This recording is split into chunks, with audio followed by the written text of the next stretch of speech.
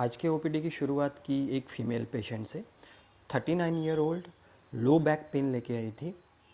जब इनसे हमारी चर्चा हुई, केस को हमने डिस्कस किया और मैंने पाया कि इनका लोअर बैक में बहुत सारा मिसअलाइनमेंट था, साथ ही साथ मसल पैरास्पाइनल मसल रहती है वो बहुत ज़्यादा टाइट हो गई थी।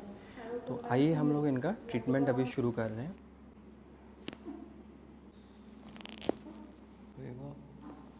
ढिला এই দিলে তেতিয়াহে ভালকে সেটিং হয়।